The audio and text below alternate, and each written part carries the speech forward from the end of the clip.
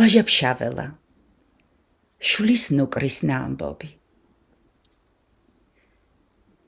პაწაწავარ ობოლი ბედმა დამიბრიყვა ცუდ დროს დავობლდი ტანზეთ მაცვია პატარა მოკლე ბეწვიანი თეთრის თვლებით მოწინწკლული თხელი ქათიბი ჯერ რქები და კბილები არ ამომსვლია ჩლიქებიც არ გამაგრებია გზა და კარგული დავდივარ აი დახედეთ ჩემს სისხლიანს ფეხსა ეს წყლის დასალევად რომ ჩავედი ხევში მაშინ ვიტკინე გული მიწუხს გული საბრალო დედა ჩემი მადამ დედამ ყვანდა ცოცხალი სულ ალერსში ვყვანდი ძუძუს მაწოვებდა მიალერსებდა მაფრთხილებდა რაღა მეშველება მე საბრალოს ეხლა ძუძუს აღარ ავწოვ მხოლოდ ბალახის ნამსავს სუტავ დილით და საღამოთი როდესაც ნამია და რძის ნდომას იმითი ვიკლავ უპატრონო რომ ვარ სულ მეშინია ვკანკალებ მუდამ დღეს სიკვდილს ველი გზა არეული დავეხეტები ღმერთო რამდენი მტერი გვყავს წეღან ველის პირად გავედი დაღონებული იქით აქეთ თვალს ვავლებდი უცებ ჩემს თავზედ ჭექა გაისმა ავიხედე მაღლა მხრებ შეკუმშული ნისკარტ დაღებული უზარმაზარი ლეგა ფრინველი მოდიოდა პირდაპირ ჩემკენ მე შეშინებული ტყეში გადავხდი წამოვიდა ის წყეული ფრინველი ტანი ვეღარ შეიმაგრა და ჩემს ნადგომ ადგილს დაეცა ჟრუანტელი მივლის როდესაც იმისი მოკაკული ნისკარტი და ალმასივით ბრჭყალები მაგონდება პირდაპირ მოვიდა და იქ რომ არ დავხდი ბალახებზედა და მაყლოვანზედ მხრებით ტყლაშუნი გაადინა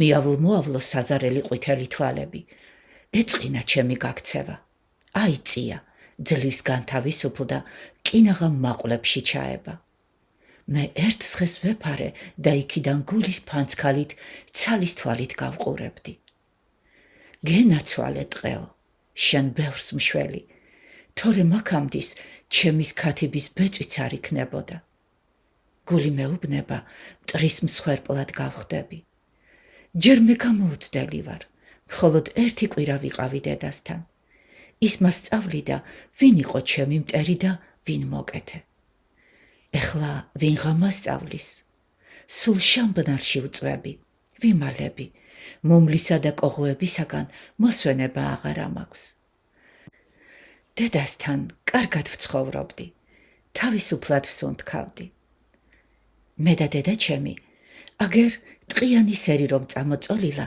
და აქეთ-იქით ხევები ჩაუდის იქ ვცხოვრობდით მუდამ დაჩრდილულნი გაბოროლის ტყით უხვედრი იყო ჩვენი ბინა დედა ჩემი დაწვებოდა ხოლმე გორაკზე მე გვერდით მოვუწვებოდი სამივე მხრიდან ხეები გვეფარა მეოთხეს თვითონ გაიყურებოდა ხანდახან ყურებს დააცქვეტდა მე შევყურებდი და ვბაძავდი იმის ქცევას ჩემს პატარა ყურებსაც ავცქვეტდი სამჯერ უჩვეულებრიო ხმაურობა შემოგვესმა ის არ აღგვანდა არც წყლის ჩხრიალს რომელიც მუდამ მესმის არც შაშვის ფაჩუნს არც კოდალას რაკუნს არც კიდევ ხმელის ხის წვერიდან ჩამოვარდნილ ტოტირს რახუნს და არც ნიავისაგან გაშრიალებულ ფოთლების ხმას ეს შევნიშნე მე რაწამს ამ უცნაურ ხმას გაიგონებდა დედა ჩემი ზე წამოვარდებოდა და მეტყოდა შვილო მომყე მე მომყეო გაიქცეოდა და მეც მივხტოდი რაც ძალი და ხონე მქონდა არც ვიცოდი და არც მესმოდა თუ ვის უფრთხოდა ეხლა კი ვიცი ოხ რამდენი მტერი გვყავს ოხ ადამიანო რატომ არ გებრალები მე პატარა რატომ არ მაძლევ თავისუფლებას რომ გულდასვენებულმა თავისუფლად ვიარო ვთელო ლამაზი მწვანე ბალახი გადავდგე სერზედ და დავსტკბე საღამოს ნიავის სიოთი ვერ გავცილებილ ვარ დღეს თუ გავედი ველად უნდა ტყის პირას არ მოვცილდე მაშინაც ნახევარი სიცოცხლე მაკლდება სულ აქეთ-იქით უნდა ვიყურო ვეფარო ხეებს კლდეებს, ბალახებსა და კანკალით ვჭამოს აჭმელი. შიშისაგან ზეზეურად უნდა დავდგე. რას გიშავებ ადამიანო, მითხარი რას? რა დაგიშავა საბრალო დედაჩემმა? რა შეგისვა, რა შეგიჭამა, რომ მოჰყალი და უპატრონოდ დამაგდე, დამაობლე. ოხ ადამიანებო, თქვენს ხერხსა და ღონეზე ხართ დაიმედებულნი და ჩვენი ჯავრი არა გაგვსთ, არ აღგრძნობთ, რომ ჩვენც გვიყვარს თავისუფლება. არ აღგრძნობთ თქვენის შეუბრალებელი გულით, რომ ჩვენც გვიყვარს სიცოცხლე, ბუნება. ფოთლის შრიალი, წყლის ჩქრიალი, რომელსაც სულ განაბული ეგრე ხშირად ყურს ვუგდებ ხოლმე. ბალახის ბიბინი და ტყის ცხოველებთან ერთად ნავარდობა. შენ კი, ოხ ადამიანო, თვალებ დასისხლიანებული, გაფაციცებული დამეძებ, მე და ჩემს ფერს სუსტსა და უპატრონო 1000 სხვას. იარაღი გაქვს, მოგვეპარები, მუხთლად კურავ ტყვიას და გამოგვასალმებ წუთის ოფელს. თავი მეორე. როგორ არ უნდა მეშინოდეს? ჯერ სულ ერთი კვირაა, რაც მე წუთის ოფელს ვხედავ და რამდენი შიში და ვაება გამოვიარე. გუშინ წინ წვიმიანი დღე იყო. სიცოცხლითა და სიმშვენიერეთ ახსავსე დედაჩემი წიფლის გვერდზე დიდგა და გემრიელად იცოხნებოდა. მეც გვერდით ვუდექი, მიხაროდა დედასთან დგომა. მტერი და სიკვდილი არც კი მაგონდებოდა დედის იმედით. ხშირის ფოთლებიდან წვიმის ნამი კამკამით ჩამოდიოდა. მე თავს ვუშვერდი, რომ სასიამოვნო წვეთებს გავეგრილებინე. არ გიამაშვილო? მკითხავდა დედა. მე თავს ვუქნევდი და ვხტოდი, ხან ძუძუებში ვბურჩნიდი. ჩვენ წინ ერთ ხმელხეს გარშემო კოდალა ევლებოდა და ისე მაგრა უკაკუნებდა, რომ ვიკვირდა. დედაჩემი ამოდენაა და არ შეუძლია ეგრე ტყის გახმაურება, როგორც ამ პატარა ჩიცმეთქი. უვლიდა გარშემო ხეს ფეხების ფხაკუნით და ხან ერთსა და ხან მეორე ადგილას ჩახკრავდა ნისკარტს. კოდალას ცელქობას მე სიხარულით შევყურებდი. უცებ, ჩხი, მომესმა. მოვიხედე გვერდზე, თავზედ ერთი ჩხიკვი გვევლებოდა. თავი მომაფარეო მითხრა დედაჩემმა, თორემ ჩხიკვი თვალებს დაგთხრისო. მე თავი მოვაფარე. დედაჩემი იგერებდა თავით იმ საძაგელს. ჩხიკვი ჩემკენ იწევდა. ბევრი იცოდვილა, მერე დაგვანება თავი. თავმოკატუნებული წიფლის ტოტზე შესკუპდა და მოჰყვა კნავილს. იმისი ხმა სწორედ ჩემს ხმას აღგვანდა. დედას გაეცინა და მითხრა. დიდი ეშმაკი რამეა შვილო ეგ ჩხიკვი, გაუფრთხილდი. შენის პატარა ნუკრებს ძლიერ ემტერება შვილო. კრუსუნსა და კნავილს მოჰყვება და ახლომახლო რომ შენის ბრიყვი და გამოუდდელი ნუკრი შეხვდეს, ბანს მისცემს, გადაეძრახნება. მაგასაც ის უნდა, მიახტება და თვალებს გამოსჩიშქნის. მე ტანში ჟრუანტელმა დამიარა. ხმასაც არ გავცემ, დავემალები მაშინათვე. ხო, ეგრე შვილო. მანამ დედა ცოცხალი ყავს, ნუ შეგეშინდება. როცა მე აღარ გეყოლები, მაშინ სიფრთხილე გმართებს. ოხ, რამდენი გამოცდილება მაკლია ჯერ კიდევ მე საწოდავსა. თავი მესამე. ერთხელ ძლიერ დაცხა. დედაჩემი საწოლიდან ადგა და მითხრა, წყალზე წავიდეთო. წავედით, დავყევით წვრილიან სერს, ჩავიარეთ შამფზე და ჩავედით ხევში. ხევი ღრმა იყო, მზის სხივები ვერ ჩასწვდომოდა. აქეთ-იქით ნაპირებზე ხეები ერთმანეთზე გადაკვანჭულიყო წვერებით. ხის ძირებზე, იქვე ხევის პირად, ჟოლის ფეხები იყო ამოსული. წითლად თავი დაეხარათ და გადმოჰყურებდნენ წყლის დენას.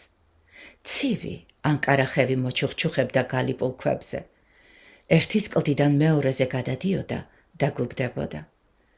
დედაჩემი მივიდა და ჩადგა შიგ-გუბეში. მე ძლივს დავდიოდი ქვებზე, ჩლიქები მტკიოდა. მოდი შვილო, ჩადეკ წყალში, საამურია სიცხეში წყალში დგომა. მე მივედი და კრძალვით ჩავსდგი ჯერ ერთი ფეხი. წყალი საშინლად ცივი იყო და გადმოვხდი ისევ უკან. ცივია, არ შემიძლია დგომა.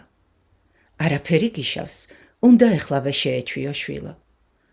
ცოტა ხანი დავდექი წყალში და მერე გამოვბრუნდით უკან. ჩვენ ზევით ნაკაფიანებში ხმაურობა ისმოდა.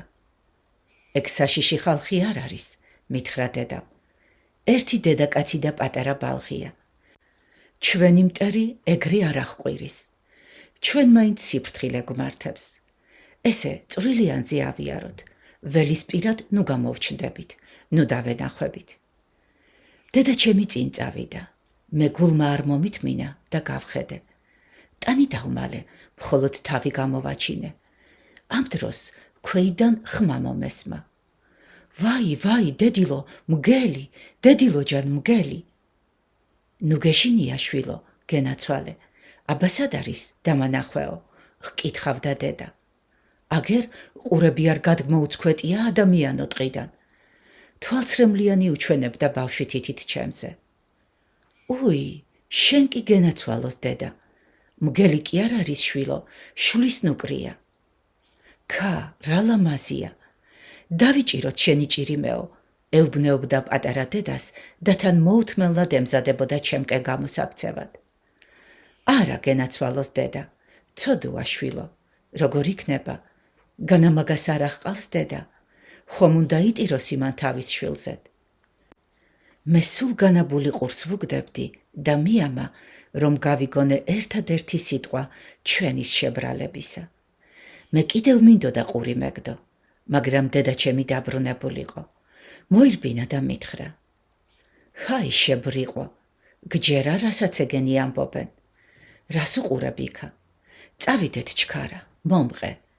ეგენი წავლენ, ასწავლიან მონადირეს ჩვენს ბინას და გამოგვასალმებენ სიცოცხლეს. საბრალო დედა ჩემი წინად ვეგრძნობდა, რომ ისე იქნებოდა. თავი მეოთხე. შეგულტრუშდა დედა ჩემი, შევმკუნტრუშდი მეც და გავსწიეთ ზეითკენ სკუპ-სკუპით. სულ ბოლო დროს მხოლოდ ესღა გავიგონე. უი, დედაც იქ აღყოლიაო. შევუდექით შამპიანს, ბუერიანს გვერდობს, ბუერის ძირები ცივის წყაროებით იყო მორწყული. აქა-იქ კლაფზე ეტყობოდა ჩემსაე პატარა ნუკრის ნაფეხურები. საშინლად ცხელოდა, ვსწუხდით, დავწექით ბუერებში. იმისი განიერი ფოთლები არ გვაკარებდნენ მწვავე მზის სხივებს. უცებ გარეშემო შემორტყულ მთების წვერებიდან ამოცვიდნენ ღრუბლები. შეიყარნენ ერთად, ცამ დაიგრიალა, იჭექა, ელვა გაიკლაკნა. წვიმა სვეტ-სვეტად ჩამოდგა გაღმა სერებზე. მალე ჩვენს გარშემოც ხის ფოთლებსა და ნამეტნავად ბუერებზე დაიწყო ტყლაშატყლუში. ისეთი ხმაურობა დადგა, თითქოს ტყე და მთაბარი იქცეოდა. ყველა სულდგმულმა ხმა გაკმინდა. ჩიტები ვეღარ ბედავდნენ ჭიკჭიკს, ცელქობას. საძაგელი ჩხიკვი, რომელიც ისე მაშინებდა წინად, ეხლა სრულებით არ მეჩვენა ისე საზარელი. დამჯდარ იყო წიფლის შიმელაზე. მიეხუჭა თვალები და ნისკარტიდან ციგლი ჩამოსდიოდა. მხრები საცოდავად ჩამოეშვა. იმის ახლოს იჯდა გულწითელი ჩიტი, წიფლის ჩიტა. უწყინარი, უვნებელი, ღაბუა. მშვენივრად მიეხუჭა თვალები. მოფრინდა წიპრანა და წრიპ-წრიპ შეძახა. ჩხიკვს შეეშინდა, გაახილა თვალები, გაუსკდა გული, მიასკდა ხანიქით ხანაკეთ, უშნო ჩხიჩხის გძახილით. მე გამეცინა, წინათ ყველაზე დღონიერი ის მეგონა. ეხლა კი გავიგე, რა შვილიც ბრძანებულა. გადაიქუხა. ჩიტებმა მორთეს ერთხმად სიმღერა. ბალახებმა და ხის ფოთლებმა სიხარულის ცრემლს დაუწყეს ფრქვევა. დედა ჩემს ნაწვიმზე სიარული უყვარდა. წავიდოდა ველად და მეც თან გამიყოლებდა. ეხლაც წავედით, შევუდექით ველის პირებს, გავსწიეთ მთისკენ. ტკბილი ხმა ისმოდა სალამურისა. მთის ძერზე გაშლილი იყო ცხვარი და ტკბილად სწევდა ახლად დანამულს ბალახს. მზე გორის პირას იყო ჩამალული ნახევრამდე. იმისი მკრთალი სხივები მხოლოდ მთებისა და ტყის წვერებს ეთხოვებოდა. გორის პირზე ზევით მხრივ იჯდა ნაბად წამოხვეული მეცხვარე და შეექცეოდა სალამურს. იმის გვერდით წამოყუნტებულიყო ბანჯგვლიანი, საზარელი შესახედავი ძაღლი. ცოცხლად აყოლებდა თვალებს ცხრის ფარას და ხანდახან აჩერდებოდა ალერსიანად თავის პატრონს. ცუდ ადგილას მოვედითო, მითხრა დედაჩემმა. მეცხვარე უიარაღოა, იმისი ნუ შეგეშინდება, მაგრამ ის ძაღლი დაიყრის ჩვენ სუნს და იქნება გამოგვეკიდოსო. მობრუნდი უკან, თვალი გეჭიროს. თუ ჩვენსკენ გამოიქცა, მე დავენახვები და შენ ბალახებში ჩაიმალეო. ჩვენს დანახვაზე ცხვარი წაფრთხა და დაიწყო ჩვენკენ ყურება. მე ხშირისა და დაბერებულის არჯაკელის გროვაში ჩავიმალე და არ ვაშორებდი თვალს იმ კუდბუთქუნა ძაღლს. ცხრის დაფრთხობა და ძაღლის წყმუტუნი ერთი იყო. ცქვიტა ყურები და გამოექანა ჩემკენ. მეცხვარემ დაგვცა კივილი, მე ავკანკალდი. დედაჩემ შეასწრო თვალი და გაექანა იმისკენ. დედაჩემი გასრიალდა და ერთ წამს დამეკარგა თვალიდან. ცრემლი მომერია, გული მომიკვდა. ვაიმე დედავ, თუ დაგიჭიროს მაგ წყეულმა. დიდი ხანი მესმოდა ბრაგაბრუგი და ხევიდან ქვების ჩხრიალი. ვაიმე, თუ დაიჭირა დედაჩემი და თავის ალმასის კბილებით სცეც. დაბინდდა. მეცხვარემ მოუსტვინა ცხვარს და შეაყოლა ბინისაკენ. გულის ფანცქალით ვადევნებდი თვალს იმის მოძრაობას. საწყალს ცხვრებს სცემდა ზოგს დიდის კომბლით და ზოგს ქვებს ესროდა. ერთს პატარა ჩემოდენა ბატკანს მიარტყა ქვა, საბრალო წაიქცა და საცოდავად დაიწყო ფეხების ქნება. მეცხვარი ავიდა ზევით და დაუწყო ძახილი ყურშიას.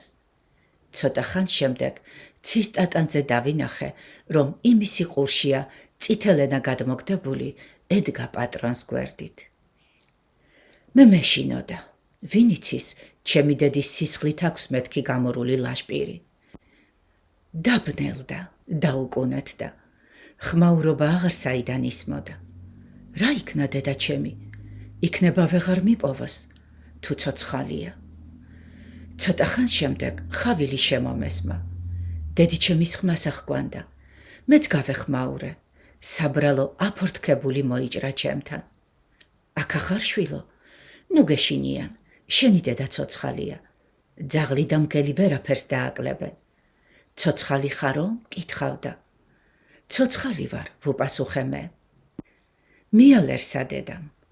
ნეტა ვის შევტირო, ვის შევეხვეწო, ვინ არის ასეთი ძალუმი, რომ დედიჩემის თვალებში ჩამახედოს, დამატკბოს იმის ალერსით. როგორ უნდა მოვინელო ეს ჯავრი? ნეტა სისხლის მსმელს მტერს, მეც მოვეკალი. რისთვის დავრჩი მე ცოცხალი? წინა დღეს ცოცხალს, მშვენებით სავსეს, ჩემს ნუგეშს შევსტრფოდი. და რა მომაგონებდა, თუ მეორე დღეს დამეკარგებოდა სამუდამოდ. თავი მეხუთე. მთელი ღამე დავდიოდი თველზე, აღარ გვეშინოდა. გავედით სვილში და ტკბილად შევექცეოდით. თენება დაიწყო. მივიქეცით ტყეში. წყეული იყო სიმტყის გათენება. ველზედ სქლად იწვა ბალახი. ველში იდგა 2-3 ძირი ბალი. ჯგუფ-ჯგუფად ეხვეოდნენ ჩიტები, შაშვები, ჟივილხივილი ისმოდა. ზოგნი მოდიოდნენ და ზოგნი მიდიოდნენ. მიეზიდებოდნენ შვილებისათვის საზრდოს. დედამ გამაფრთხილა და მითხრა. საშიშია ამ დროს სიარული, ჩვენი მტერი ნაწვიმზე დაგვეძებს, აქეთ-იქით თვალი გეჭიროსო. ეს იყო უკანასკნელი გაფრთხილება დედიჩემისაგან. დედაჩემი სწუხდა. თითქოს სიკვდილს აგრძნობდა. მოჰკვნედდა ერთ ფოთოლს და გაუყუჩდებოდა. ჩვენ ზევით იყო დგნალები, ერთმანეთზე მიწყობილი ამოსული. იმათ წინ იდგა 3 თუ 4 შეკუმშული და აწურწუტებული არყი. უცებ, როგორც ცის ჭექამ, იგრიალა თოფმა. იმის ხმამ დაიარა მთები და კლდეები. ხის ფოთლებმა და მცენარეებმა კანკალი დაიწყეს. ბოლი გაერთხა ნამიანს ბალახზე. დედაჩემმა ერთი კი ამოიკვნესა და წაიქცა. ვაიმე, მე იქვე გავისხიპე. ვხედავდი, დედაჩემი მიგორავდა თავქვე და სისხლიან სკვალს ტოვებდა ბალახზე. არყების უკანიდან გამოხდა ახალგაზრდა ბიჭი. ლეგაჩოხის კალთები აეყვალთა. გაუმარჯოსო, დაიძახა და სასწრაფოს წკრიალით გამოეკიდა დედაჩემს უკან. საწყალი დედაჩემი ცდილობდა ადგომას. წამოიწევდა ხოლმე, მაგრამ ისევ ჩაიხვეოდა მუხლებში და ეცემოდა და გაგორდებოდა. მე მოვკვდი, ტანში დავიშალე, როდესაც შეჩვენებულმა მონადირემ ამოიძრო პრიალა ხანჯალი და გამოუსო დედას ყელში. სისხლმა იფეთქა და გადაერწყია ხეებზე. ვახმე, სულ ცხადად ვხედავდი, მაგრამ რითი ვუშველიდი მესაცოდავი. აგერ ძუძუებზე, იმ ძუძუებზეთ, რომლებსაც მე ვწოვდი, დავსო ხანჯალი და გამოშეშხა. შეიდო კისერსეთ და გასწია. მე დავიწყე ტირილი. გული შემიწუხდა. მასაკეთ ცოცხალ მკვდარი ვარ. ვტირი და ეს არის ჩემი ნუგეში. დავდივარ და შევსტირი ხეებს, მთასა და კლდეებს. დავსტირი წყალსა და ბალახს. მაგრამ ჩემთვის დედა აღარ ჩნდება. დედაჩემს ვეღარა ვხედავ. ვარობოლი და ვინ იცის, ვინ დამეპატრონება. ვინ შეიღებავს ჩემის სისხლით ხელებს.